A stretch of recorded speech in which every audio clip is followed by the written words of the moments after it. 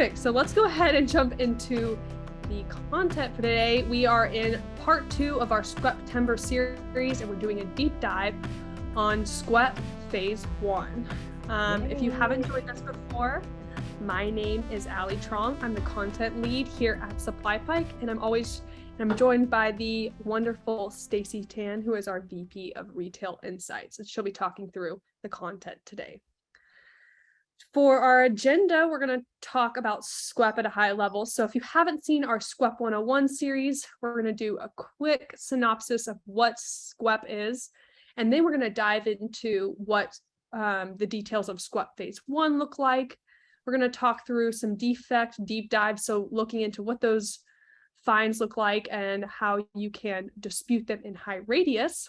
And then at the end of our content hour, we'll have a Q&A session with Stacy and I, and then we're going to jump into a bonus demo of OTIF Radar, which is one of our solutions for OTIF, which is on time in full. Perfect. And before I start, a couple housekeeping things that we usually get at our webinars is we try to give you guys a full hour of content, and I know sometimes that means we're rushing through things because we have to get through all the wonderful things that we're going to talk about. But don't worry, you don't have to take notes or screenshot anything. We're actually going to send you a copy of the slide deck and a recording that will get sent to your inbox in 3 to 4 business days. And let's say you lose that email and you can't find it. It's not missing. It'll be on our website on our on-demand tab. So don't worry, that will always be accessible for you. And then the best way to ask a question, we get a lot of questions, especially about this topic, SQEP or SQEP. And using the chat feature where you put all your pumpkin related flavors, answers to my question today is the best place for dialogue, saying, oh yeah, I had a fine just like that, or this is what happened to me when I was charged with a SQEP Phase 1 fine. That's the perfect time to talk about, kind of enter yourself into the conversation that Stacy and I may be having. But for questions, go ahead and put them in the Q&A section. So it's like 2 speech bubbles. The Q&A section is perfect for questions. That means I'll see your questions quickly and be able to get them to Stacy so she can answer them.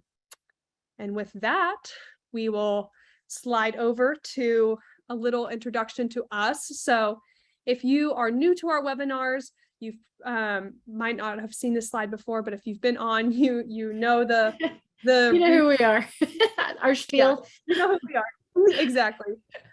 So here at SupplyPike, we create cloud-based tools that help maximize cash flow and reduce revenue loss. And we do that through a couple different ways.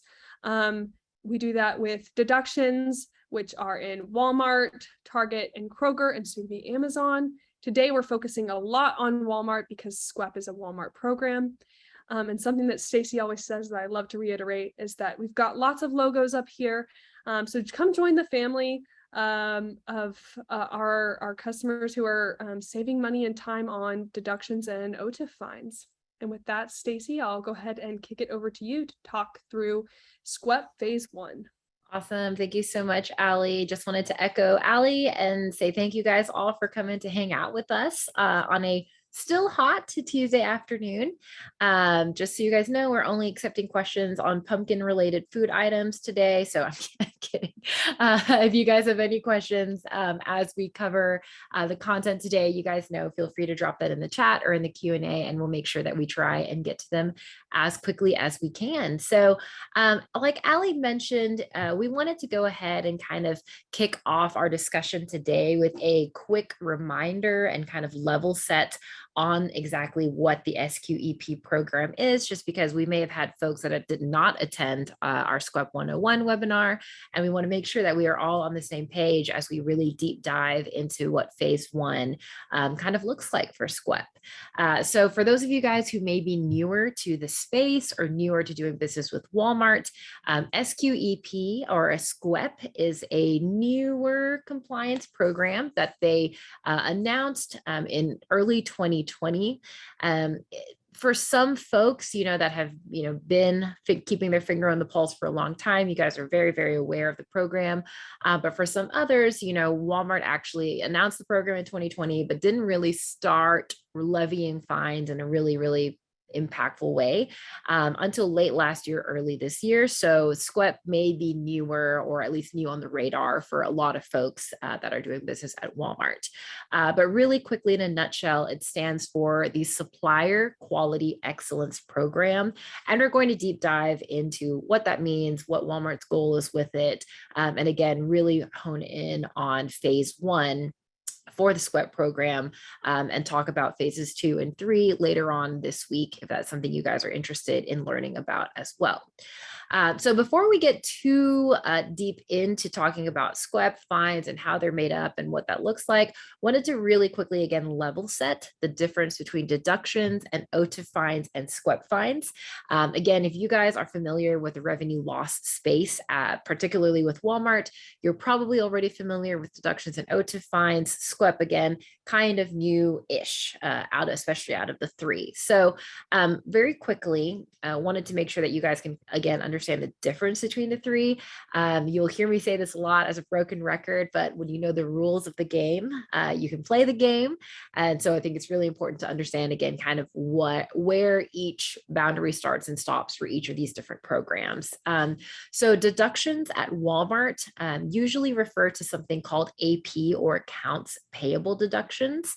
And what these refer to are essentially short paid invoices. So they are invoices that you are sending to Walmart. Let's just say Walmart orders 100 cases from you. You turn around and invoice them for the 100 cases. They say, hey, we only received 80 of those cases. They're going to short pay you on that invoice. So they will not pay you in full. And those are referred to as AP deductions. They can be disputed. They can be won back with the right documentation. We have a lot of webinar content and free resources and even ebooks around deductions. So, we won't be covering that too much today, but just wanted to let you guys know that that is one kind of branch of rev loss within Walmart. For deductions, they're typically disputed through an app called APDP, or the Accounts Payable Dispute Portal. This is something that is actually located within Retail Link. And again, there's a whole world of AP deductions out there, but the bottom line is that essentially they occur when you are invoicing Walmart and they short pay you for insert reason here. OTIF fines are kind of another branch of the revenue loss space within Walmart. And these are a little bit different because rather than you invoicing Walmart and them short paying you, they will actually invoice you, the supplier. So these are AR, or accounts receivable charges, and they come in the form of fines to the supplier. And essentially, we have a lot of content around OTIF as well. But the summary is Walmart has these certain thresholds or goals that you have to meet: 98% for on time and 98% in full. If you do not meet this 98% threshold for either on time or in full, you are then a charge is levied against you. So Walmart will invoice you for that non-compliant problem. So OTIF fines are not shortage deductions. They fall under a completely different arm again. Fun fact for you guys, in case you did not know already, OTIF fines historically, you could only dispute with your buyer. They have now actually begun allowing suppliers to dispute OTIF fines in high radius as well, which is a third-party application. So deductions, again, you invoice Walmart, and then they short pay you with OTIF fines. Walmart invoices you, and you're expected to pay that fine. SQEP fines fall in a very, very similar category to OTIF fines, also AR charges. They're also for fines. OTIF fines, obviously, as the name implies, are related to the on-time and in-full portion of supply chain. SQEP fines are more around packaging and labeling and PO compliance. And again, we'll get into that, but you can kind of think of them as like cousin programs, something like that. Multiple SQEP fines can stack on each other and on top of other fines or deductions. And very similar to OTIF fines, they can be disputed in high radius. So one of the reasons why a lot of times people get confused with the OTIF and SQEP fines and deductions piece is because, so when Walmart invoices you for OTIF and SQEP fines, if you do not pay that invoice or that fine, Walmart will essentially then take that number directly off of your next check. So it shows up in APIS and accounts payable portal, but it's actually an AR related charge. But again, think it's important to kind of understand the distinction between the two, so you know where to look for backup information, where to actually dispute, and all of that good stuff. One thing that I did want to note, and we'll talk about this a little bit further on in the webinar, but just wanted to start planting the seed of thought for you guys, is that deductions, OTIF fines, and SQEP fines can actually stack on top of each other. So these are kind of mutually exclusive programs, but you can get a shortage deduction, an OTIF fine, and a SQEP fine on a single PO. So just be aware of that, number one. And then number two, the kind of scary thing is that, again, because these are all different mutually exclusive programs, even if you fight a deduction and win that deduction, you may still, that OTIF fine and that SQEP fine will still stand. So you need to be aware of where all your money is flowing out, and also how to dispute across these three different programs, because again, just because you win a deduction back does not mean that your OTIF or SQEP fine gets reversed. You have to dispute wherever you are losing money across all of these programs. So fun times for all. But yeah, so really quick introduction on what SQEP is, as we kind of mentioned. So it was introduced in February 2021. And the idea behind it was to encourage what they call a zero-based mindset with regard to quality defects in the Walmart supply chain. So, Walmart is kind of looking at a TQM, or total quality management mentality and philosophy when they're looking at their supply chain. The program today includes, but is not limited to, PO accuracy, barcode and labeling, and packaging load and pallet quality issues. And again, we'll kind of deep dive into what each of these segments mean. Today, really focusing on PO accuracy because that's phase one, and then phase two and phase three, the barcode and labeling and packaging load and pallet quality programs. And we'll be covering that in a phase two and phase three webinar later this month. So the main overarching goal, kind of the North Star metric for the SQEP compliance program, is Walmart essentially wants to have 100% defect-free orders and not just invoice from its suppliers, which is pretty common sense. Obviously, anytime you have issues with POs or with barcodes or with labeling, you kind of slow down the very gigantic machine that is Walmart. Some context for you guys: Walmart is trying very, very hard to automate its supply chain more and more and more every single day. And so the more that they're able to kind of standardize what pallets look like, what cases look like, what barcodes look like, the easier it is for them to introduce things like, automatic palletization, or, the scanner that your boxes go through and you don't have a human being at every DC literally sitting there and scanning every box. So a lot of why Walmart is introducing these programs, again, is in service of automation, which then in and of itself is in service to try and maintain Walmart's philosophy of EDLP, EDLC, to make sure that customers have lowest possible costs. So who is subject to SQEP regulations? For right now, it is any supplier that is selling to Walmart that is shipping through DCs in the continental US, including fulfillment centers. And you can see the bullet point right under that. It's suppliers for e-commerce and Walmart.com are also included. So essentially, if you are flowing through Walmart's distribution network, either again through the RDCs or fulfillment centers, you are going to be liable for this because, of course, that is where the automation is happening. Interestingly enough, this is also being applied to direct import suppliers.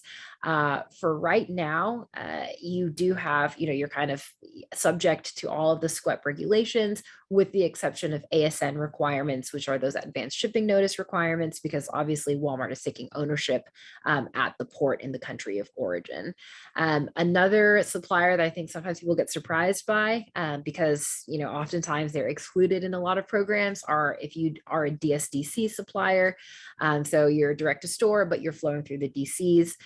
You are still subject to SQEP regulation. So again, really easy question to ask yourself is, is my product flowing through or touching a RDC, IDC, or FC at any point in the supply chain? If it is, you're very, very likely going to fall under the SQEP program. For right now, who is not subject to SQEP regulations, so Sam's Club, as far as we've seen, is still not included in SQEP today. Walmart Canada and Walmart Mexico, so essentially Walmart International, still not really part of the program yet.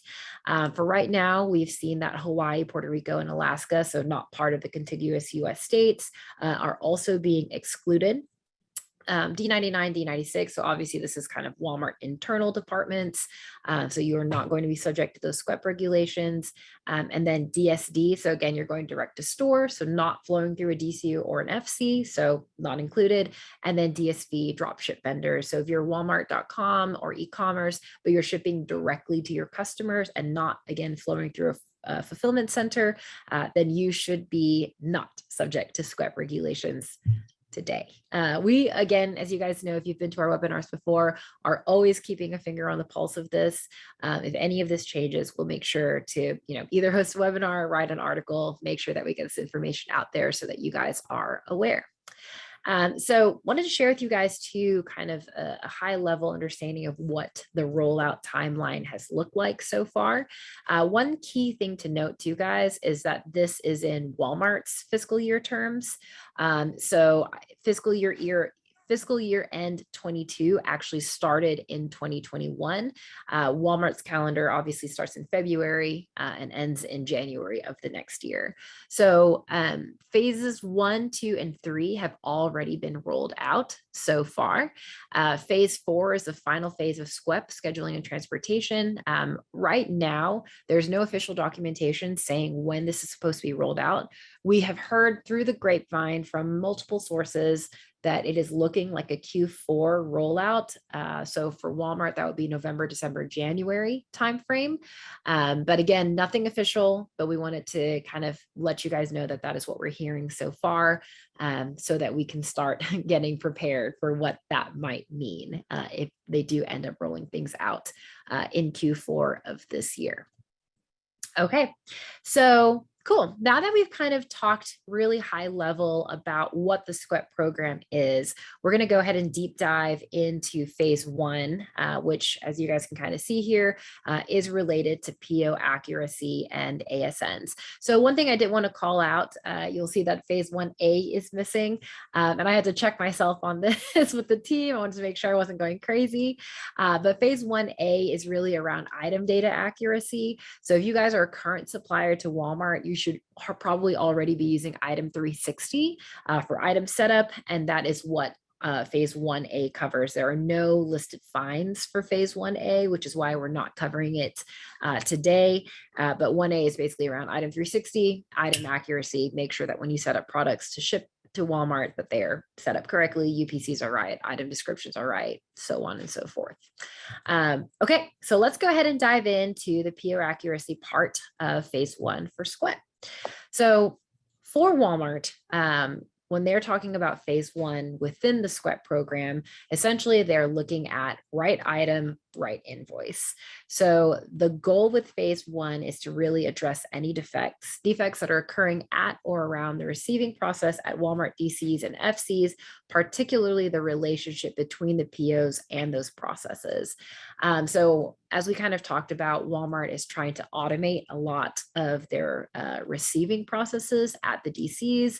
So you guys can imagine, just zoomed out at a high level, if Walmart has a PO for 100 cases in our example that I always use, and you are shipping, you have an overage. So maybe you shipped 150 cases, or maybe you have the wrong item that was shipped against that PO, or maybe you canceled the PO, but you still shipped the item.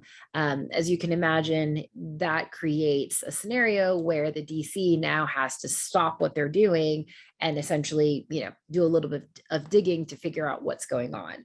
Did the PO get adjusted somehow? Was it really canceled? Did we really receive too many? Now we need to do another count, so on and so forth. So this is table stakes for Walmart. Whatever it is they ordered from you, you need to make sure that you are shipping against that PO correctly. So really quickly, I know we kind of gave a high level of all 4 phases of SQEP, but in particular for phase 1, the pilot phase of SQEP began on November 1st, 2020. So they had a couple, I want to say like 15 or 20 companies that they were experimenting and beta testing this with. And phase 1B was officially rolled out in February of 2021, with fines being levied at the end of March 2021.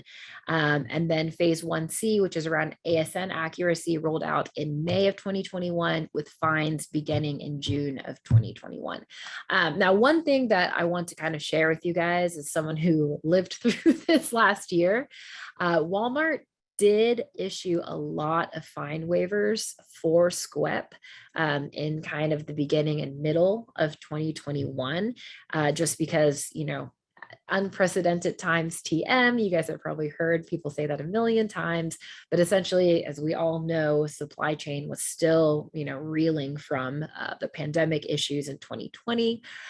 So I would not be surprised if many of you guys on the call did not actually see fines come through, even though this is when the official timeline was.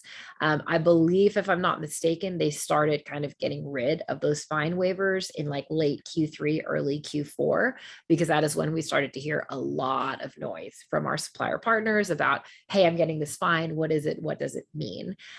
So again, I wouldn't be too surprised if you guys did not see fines actually occur in mid-ish 2021, early mid 2021, but you probably started seeing numbers come through in late 2021 and definitely starting in 2022. So as it relates to SQEP, you know, I kind of briefly touched on ASNs, or advanced shipping notices. And these are a very, very, very key component for SQEP compliance, especially in phase 1. So if you guys aren't aware of what an advanced shipping notice is, you may know it as an EDI 856. Essentially, it's very kind of self-explanatory in the name. You're essentially letting Walmart know that you are shipping, you know, X number of units or X number of cases, and it's going to arrive at a certain time or date. So you're just giving them the heads up that it's actually coming. One of the reasons why Walmart is really pushing the ASNs and not just the POs are because, again, you know, POs, if you are an A+ supplier, which I'm sure many of you are, you know, you ship according to what the PO is asking for, generally speaking. But again, and for a lot of reasons out of everyone's control, you know, sometimes Walmart will issue a PO for 100 units. You may actually only have 50 units available, whatever it is.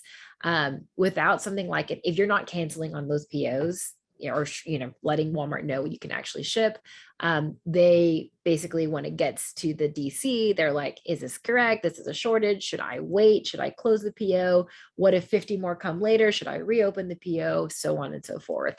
So an ASN is basically, you know, your confirmation to Walmart saying, hey, you know, you ordered 100, I'm giving you an ASN of 50 units, you know, 50 units are coming, get ready to receive that, and only that, as an example.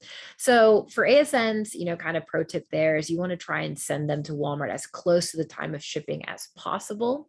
If Walmart receives the ASN after the shipment has arrived, you can be hit with a defect type called ASN not downloaded. And we're going to talk about this a little bit more later. So as far as how Walmart actually judges your phase 1 fines and kind of what that looks like, generally speaking, there is a $200 flat fine per defect on a given PO, plus a charge that is multiplied by the number of cases that are affected. I'll kind of talk through what this means, and I'll show you guys in a second. So for phase 1, Walmart has actually implemented a flat $200 fine for you know, numerous reasons. There's a lot of defects that they list out in phase 1. And basically, if any of your POs have that defect, you get a straight $200 fine for having that defect, period. Then on top of that, you will get a charge that is essentially multiplied by the number of cases that are affected. So in this example, let's just say you have a PO that has 3 impacted cases on it. You're going to get that $200 charge. You're going to get the 3 impacted cases times $1 for phase 1. And therefore, you're going to get that total fine of $203. And generally speaking, this is how Walmart levies fines for SQEP. So you guys are familiar with OTIF fines, that is a percentage. So it's 3% of the cost of goods sold for any impacted cases.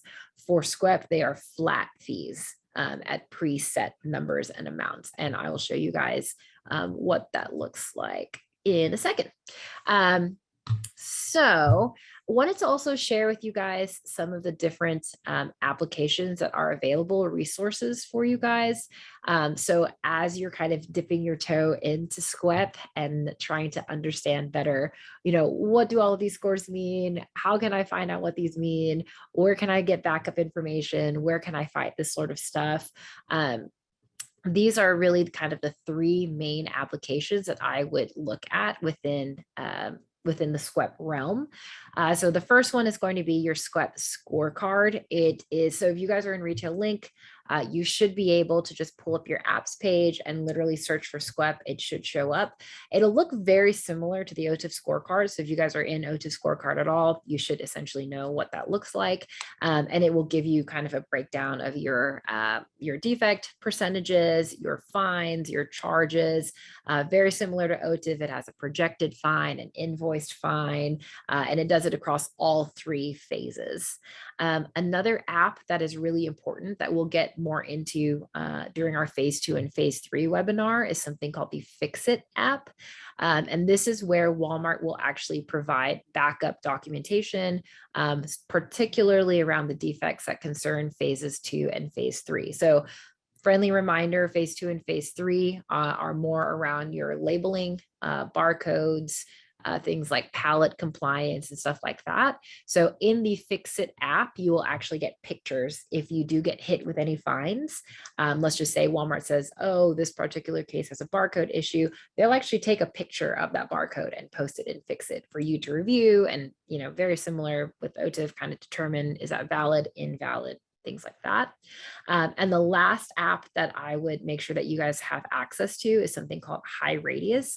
So one key thing to note here is that HighRadius is a third-party application. So SQEP and Fix-It are both in Retail Link. HighRadius is not. You actually have to go and request an account for HighRadius in order to have access to it.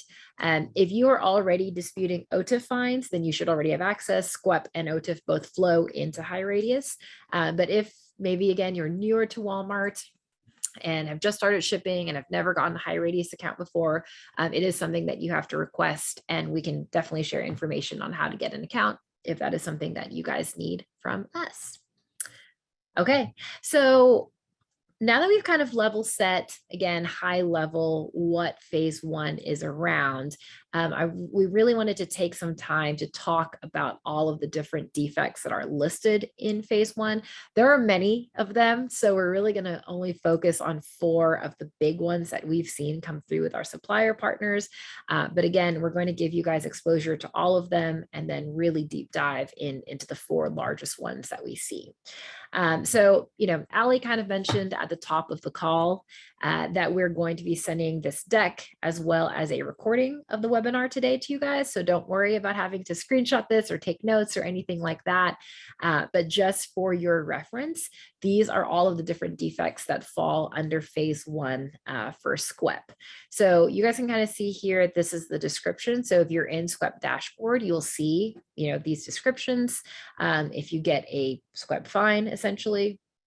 And then these are all of the different definitions for each of the different defects. And then, as I kind of mentioned earlier, these are what the charges look like. So I kind of mentioned let's just say, for example, the ASN not downloaded defect, you'll get a $200 flat fee for any PO that has this defect. And then, for all of these other defects, you'll get that $1 per impacted case as an example. So again, broken record here, this does change for phase 2 and phase 3. So for example, for phase 3, I believe in like pallet compliance, you can get like up to a $9 charge per pallet and things like that.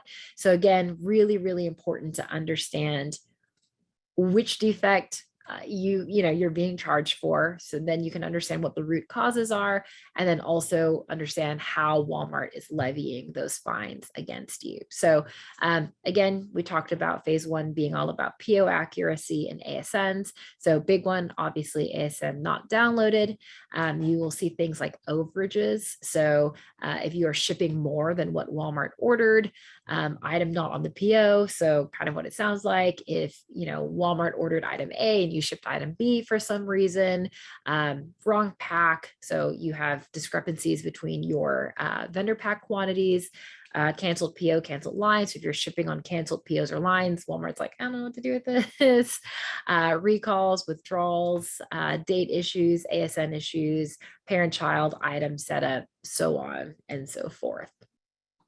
Okay, so as I mentioned today, we're really going to be focusing in on the top four that we see for most of our suppliers, which is ASN not downloaded, overages, item not on PO, as well as canceled POs.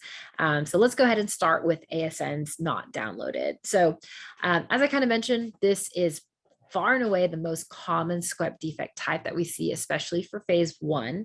And it can mean any number of the following things. So it confuses a lot of people because they're like, not downloaded. What does that mean?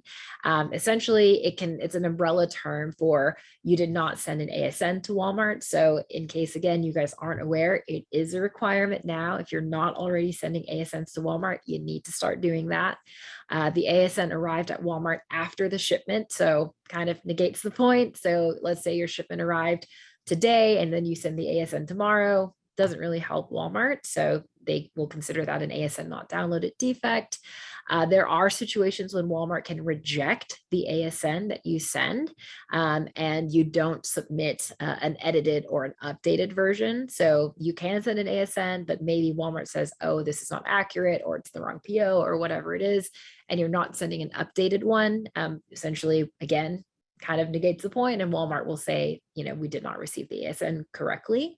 And then, of course, just anything to do with business, there are always going to be different forms of human error.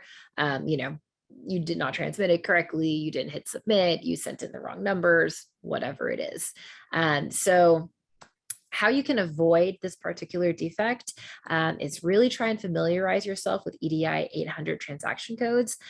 We have a link here for you guys. Again, I'm not going to go too far into the weeds here, but just making sure that you understand if you are getting rejections for any reasons, making sure that you know that you're getting rejections and staying on top of that to retransmit new ASNs if needed.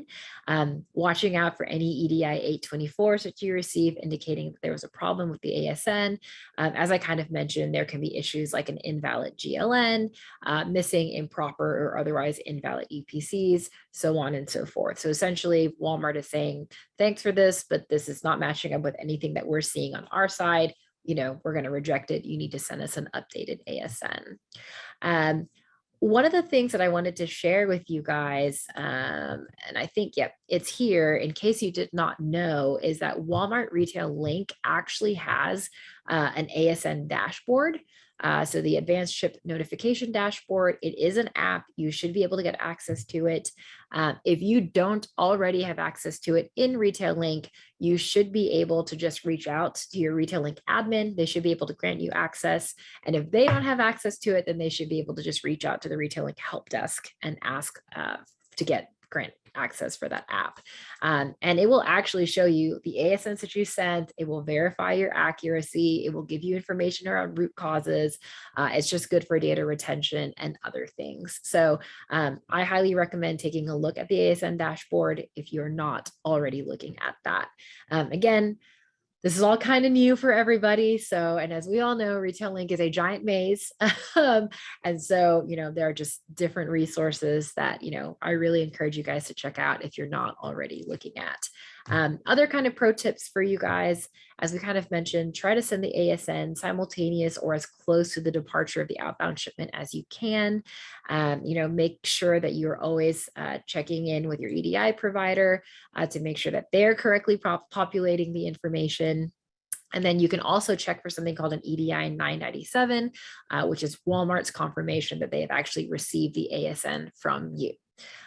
So again, lots of different resources available. Just make sure if you're not already sending ASNs, start doing so, and then just make sure that they're being acknowledged and received by Walmart so that you can avoid this ASN not downloaded situation, which again, far and away the most common defect that we see in the SQEP phase 1 program.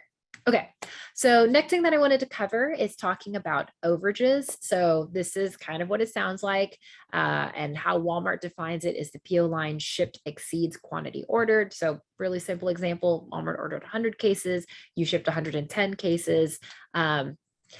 Even though Walmart is getting 10 extra cases, they are going to consider that an overage and they are going to fine you for that.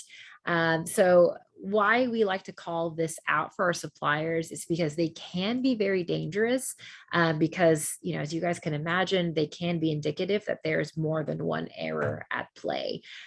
So, you know, why is your team shipping more than what Walmart is ordering? You know, could be a really good indication to start deep diving and taking a look at your transportation and shipping practices anytime you're receiving a PO from Walmart.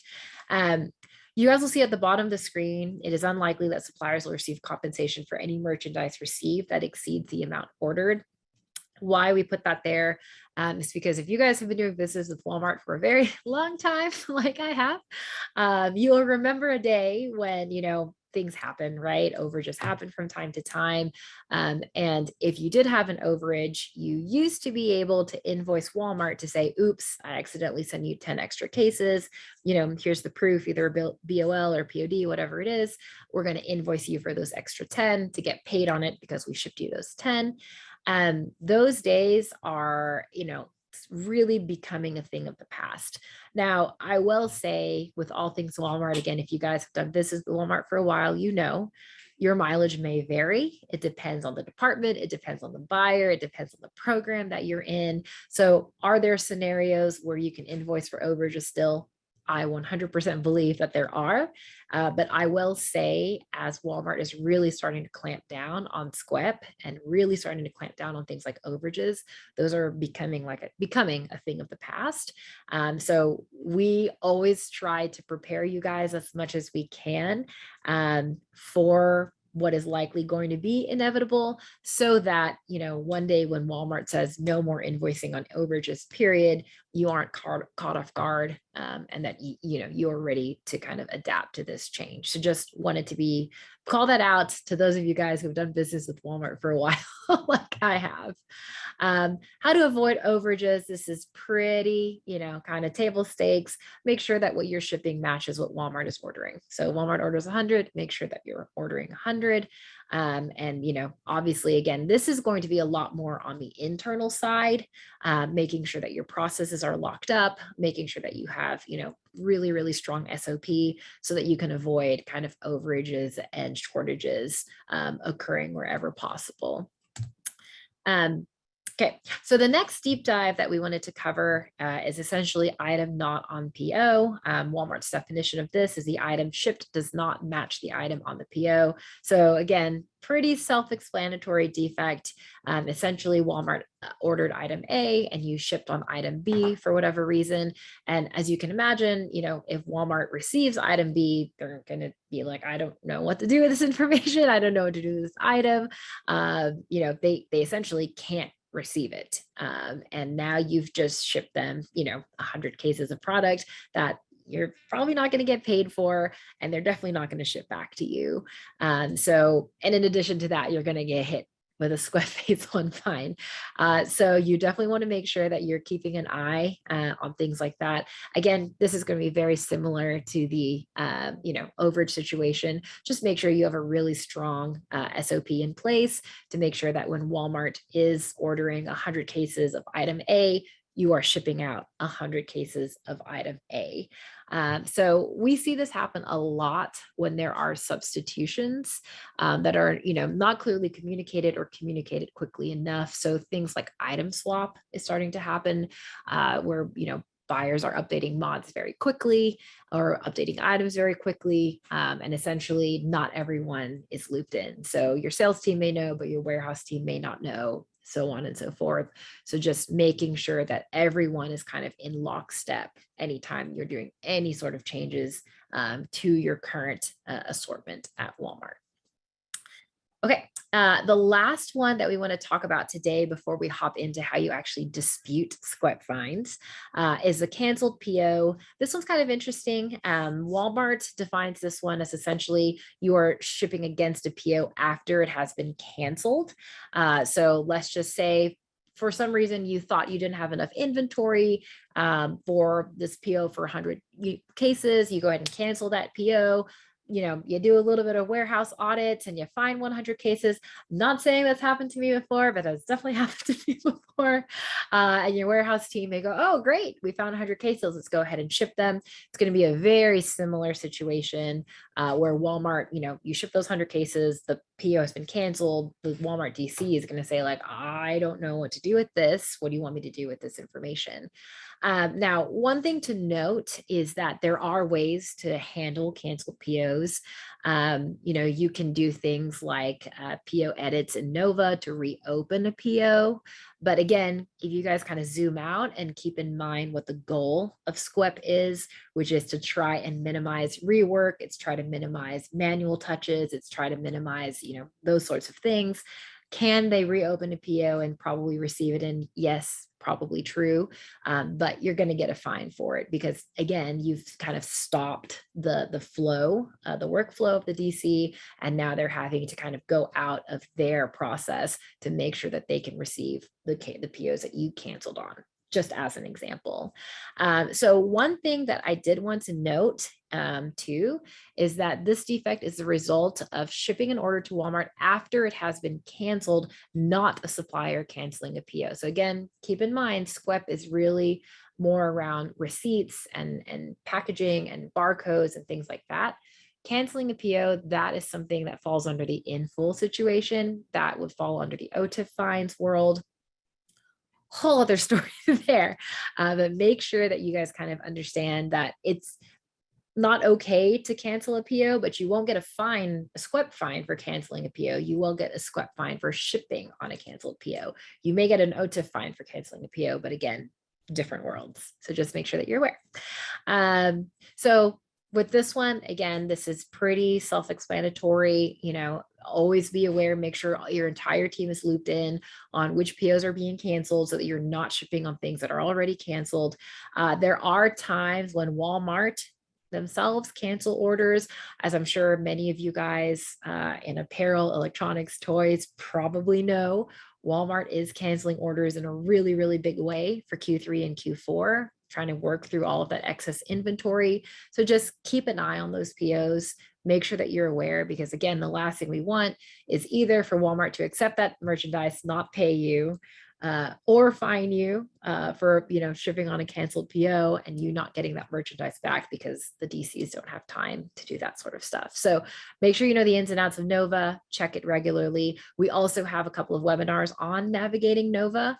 So if you guys are, again, newer to the space and would like to learn more, feel free to check those out. Okay, so the last bit that we want to cover today is how you can actually go about disputing SQEP fines in high radius. So one of the good things about SQEP is that there is a formal path to actually fighting fines that you receive. And we're going to kind of talk through what that process looks like and what sort of proof documentation Walmart requires in order for you to actually successfully dispute a fine.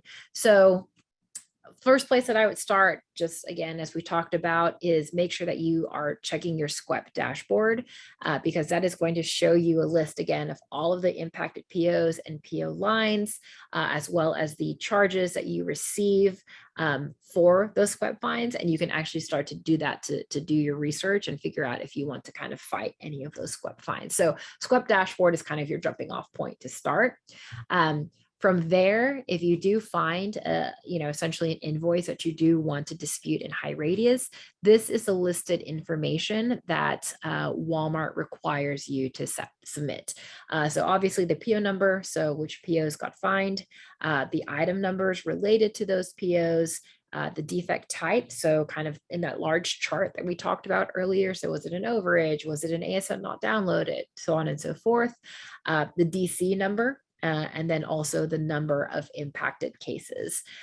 So you need to have, at the very least, this information in order for Walmart to even review what you're trying to dispute in HighRadius. For the ASN not downloaded defects, in addition to all of that information that I shared on this slide, you also want to have things like the EDI 997, so that accepted acknowledgement that we talked about earlier, and then also as much ASN information as you can find, and if possible, a signed BOL or POD.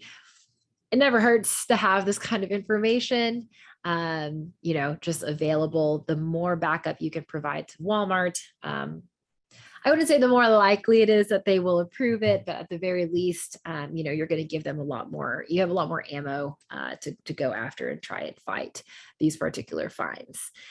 So where you actually go within HighRadius, again, as a friendly reminder, this is a third-party app, so you need to make sure you have access to those apps. You should be able to see something that looks like a screen that looks like this. You'll see kind of an open bills and a closed bills tabs. So you can dispute SQEP fines in either of those tabs. Kind of the difference between the two are bills that have not been paid off or matched with transactions are called open bills.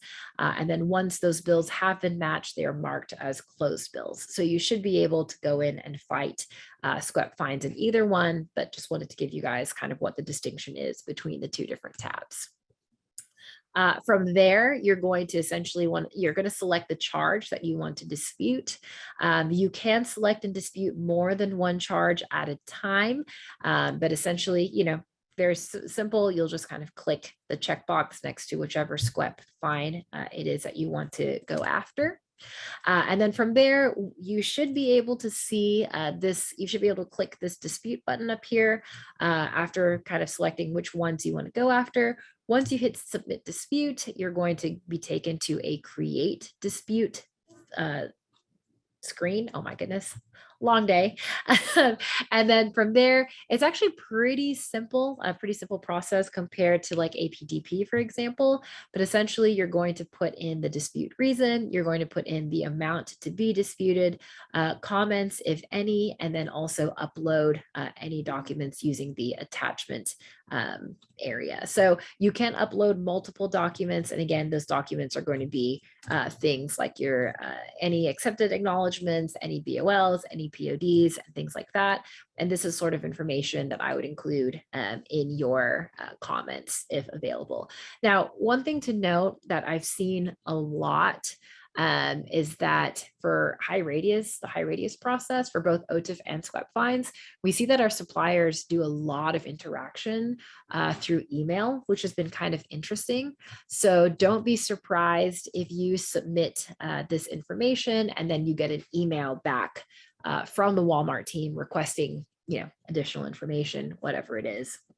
With APDP, the AP dispute portal, again, sorry guys, long day. A lot of that back and forth and commentary is going to be through the application.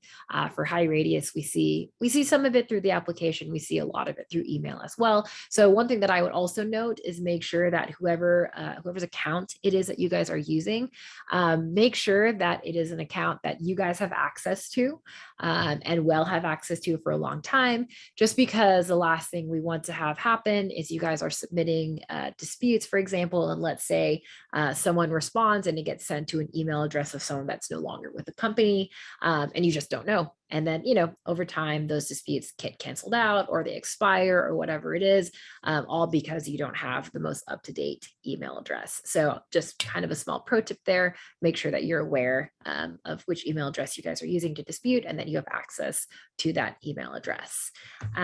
So after you've populated all of the necessary information, the dispute reason, the amount, the comments, the attachments, all that good stuff, then you can go ahead and click on Save in the bottom right corner.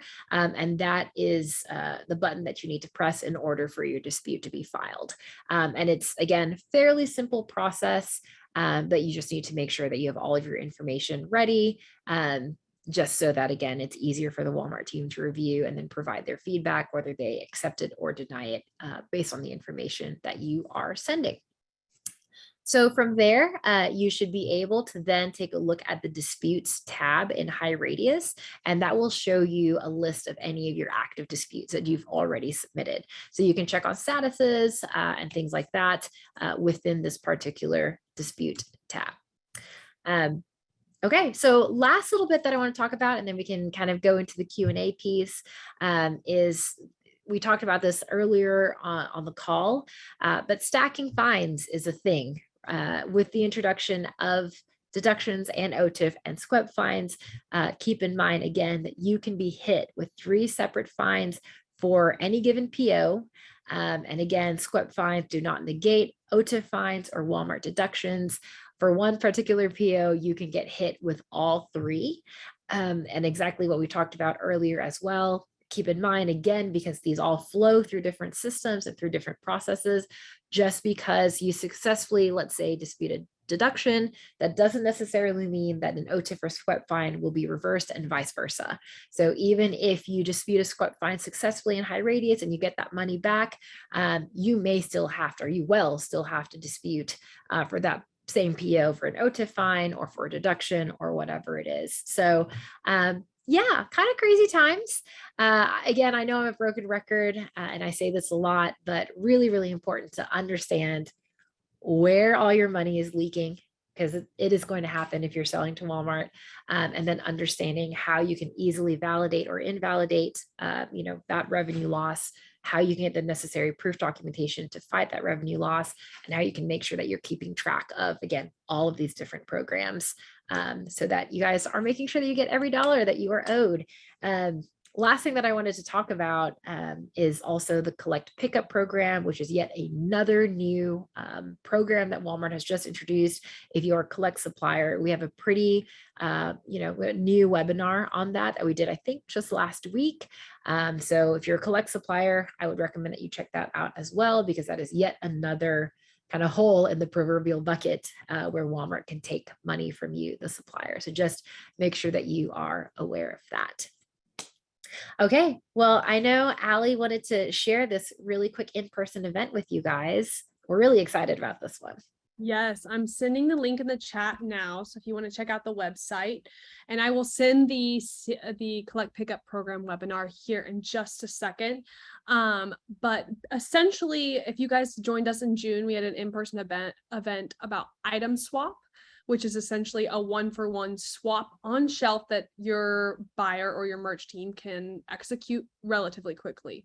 Now they're taking it to the whole modular, essentially.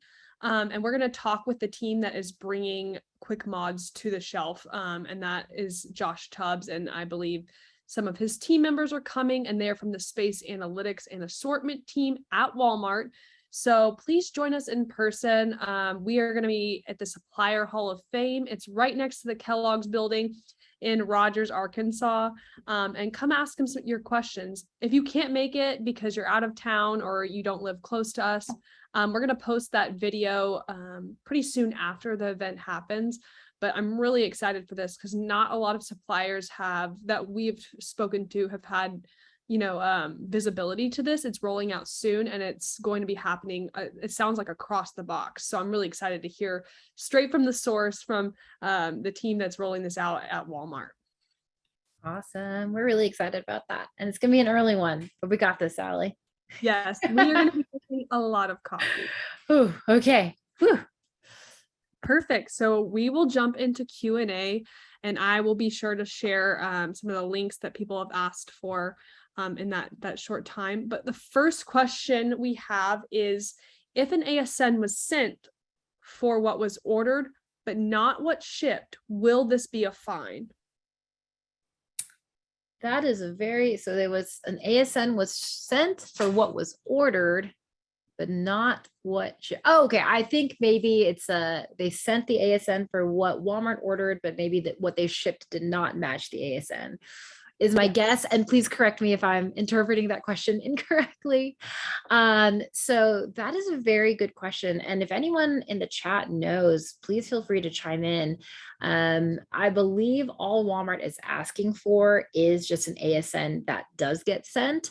I don't necessarily think ASN accuracy is super important, at least as it relates to SQEP phase 1. Now, one thing I want to clarify again is that there are other ways that Walmart can hit you with that. So, if you send something, but Walmart, expected that they're going to receive 100, but they only received 50, you can get an OTIF fine for that. You can get a shortage fine for that, or shortage deduction for that. You may not necessarily get an ASN not downloaded fine. One thing you may get instead is a PO accuracy fine. So yeah, Walmart is very creative with how they can get money from you. So yeah, it may not necessarily be an ASN not downloaded. It may instead fall under PO accuracy, OTIF fine, or shortage deduction. So just be aware of how those are getting calculated. Yeah, I would say I've been diving into a lot of Amazon deductions, and it's pretty similar. They're super strict about matching that ASN to the item invoice.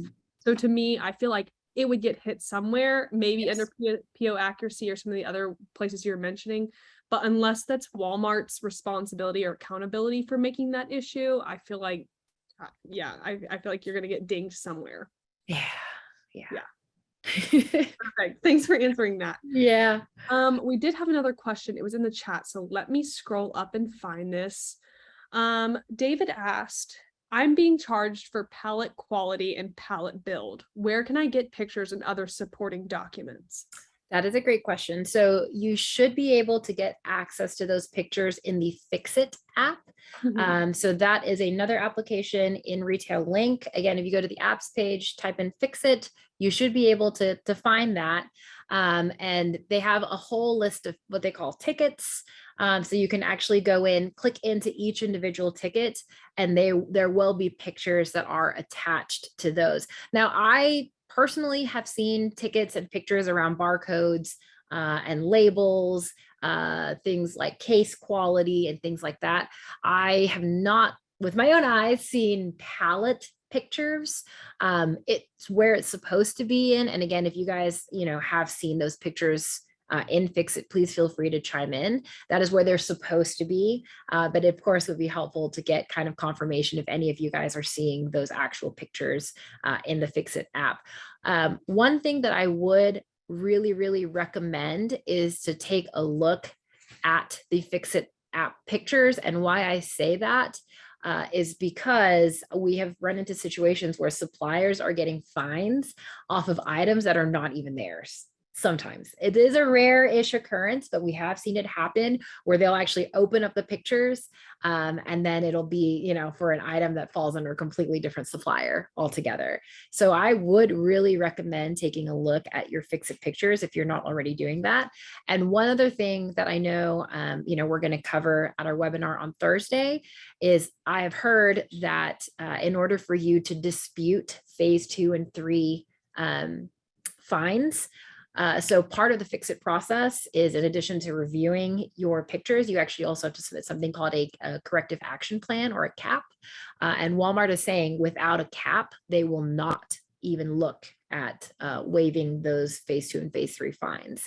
So Fixit, really, really big deal. If you guys aren't taking a look at it already, really, really recommend that you start looking at them. And if you plan on disputing fines, make sure that you start submitting those CAPs as well. Yes, and I believe, Stacy, the issue with Fixit too, and I'm seeing this in the chat, case in point, is Fixit seems to have pictures for some suppliers on certain issues, and then for others not. So like David mentioned that he doesn't have any links to see pictures, whereas someone else in the chat has mentioned that they do see that they've seen these pallet quality issues in Fixit. So that's Walmart. Do you think that there's a place to ask for help or get more clarification in this? Or is it more like, well, just try to continue to just do what you're not seeing? Yes, so there is a SQEP email address. I don't know it off the top of my head, but I think it's from maybe Ali, we can make it a point to send it in our follow-up email. Yeah. But there is an actual dedicated SQEP help desk email address. And I would recommend reaching out there. If not, your buyer should be able to point you in the right direction. And then of course, kind of worst comes to worst, Retail Link help desk is they're not the worst. They're actually really, really great. I just say that because, you know, they aren't going to be as familiar with your business as like your buyer or the person that leads SQEP, for example. So I would start with the SQEP help desk, then your buyer, and then Retail Link help desk if needed. Yeah, thanks for that. And I just want to call out before we move on, because I know we are cutting time. You can see some of these pictures in the SQEP dashboard. So I would also try digging down those. I believe it's pretty tedious to dig down and then print them out in SQEP dashboard, but look around in there. Maybe that's a helpful lead. And we'll try to follow up, especially in next week's, which is focused on, or not next week's, Thursdays. I'll be leading, which is focused on phase 2 and phase 3. So that's an action item for me that I will be talking about on Thursday. So join us there. Perfect. Thank you, Stacy. You have done wonderful leading us through all of this content. Really appreciate it. These are our emails. So if you have any other questions, please don't hesitate to reach out. You can also find us at supplypike.com. And I've also linked the Supplier wiki page, which is where I'm pulling all of these articles, webinars, and in-person events. You can find all our stuff there. We're always coming up with new content. And all free. Yes, and all free, always free. So thank you guys for sticking around. We appreciate you joining us. If this is where you have to hop off, we understand. We're going to join a OTIF radar demo really quick. It'll be about 5 minutes or less. Stacy, you usually have got this handled, so I'm going to pass it off to you. Awesome. Thank you so much, Ali. And just wanted to echo what she said. Thank you guys for hanging out with us to talk about SQEP. We know all these new programs, it can be really overwhelming. So hopefully this is something that is helpful to you guys. And, you know, as Ali mentioned, if we can ever be a resource to you, please reach out, chat, you know, call us, show up at our in-person events, come visit us in Fayetteville. We will do our very best to make sure you get your questions answered. So in the meantime, I am going to go ahead and switch over to talk about OTIF Radar. So, you know, we kind of mentioned the 3 different programs that Walmart has, the Deductions, the OTIF, and the SQEP. This in particular is addressing the OTIF fines that many of our suppliers receive. They have been on the rise for the last couple of months. And so this is, you know, it's always been a really big deal. It's continuing to be a really big deal for suppliers. And this is kind of our take on it. So if you guys are familiar with OTIF, you know, the scorecard in Retail Link, you know that it pulls from like 6 or, you know, it's one of the 6 or 7 different applications that you need to get kind of a full picture and understanding of, you know, your OTIF scores. There's the OTIF, you know, scorecard, there's request for routing, there's DSS, there is your transportation portal, so on and so forth. So for a lot of suppliers that, you know, we work with before SupplyPike, they were having to do the like 6 window shuffle, which I definitely did for a long time, where you're trying to VLOOKUP an index match and try to build the story of one PO, just because all that information is just exploded out across, you know, so many different apps. So the beauty of OTIF Radar is we take away, you know, we do all of that manual work for you so that we are automatically associating all the relevant PO information in one place. So you can get all the data that you need with one click. So really quickly, we've got a dashboard page, which, you know, we like to joke, but it has dashboardy things. So obviously we give you information on your historical OTIF scores. We can even project out a potential OTIF fine. So this is as close to real time as you're going to get. We're able to show you your OTIF accountability and all of that good stuff. In addition to kind of your trends over time, we can also show you things like your OTIF fines over time. So again, you can really start to deep dive into what is going on with your OTIF score. One thing that I really love about OTIF Radar is that we give you your OTIF score across a lot of different points of view. This is not something that you can get in Retail Link. So a really easy example is, let's just say you're a prepaid supplier and you are utilizing carriers. In Retail Link, there's no easy way for you to understand how all of your carriers are doing. If you're getting fined, $50,000 a month, really whose fault is that if you guys are, shipping in full? So we're able to associate fines to different carriers, as well as OTIF scores to different carriers, so that you can really understand, hey, CH Robinson, you cost me $22,000 last month. That's unacceptable. I either need to pass that fine on to you or negotiate for better rates with you as my carrier. Other cool things is that we can also show historical performance over time. So, hey, and this is all dummy data. So if you do work with CH Robinson, don't go yell at them, please. But, hey, they didn't do well last month. Was that a blip? Or is that indicative of a larger trend? And if it is a larger trend, again, what kinds of conversations should we be having? And the last page that I wanted to show you guys on the OTIF Radar app, I think is extremely powerful, but we kind of talked about during our webinar, the ability to dispute OTIF fines with either your buyer or through HighRadius. If you guys are doing any sort of OTIF fine, disputing today, how painful that process is to research, to validate, to find shipping documents and do all of that stuff. Again, beauty of software is that we can do all of this stitching for you. So we actually have integrations with close to 100 different carriers and 3PLs.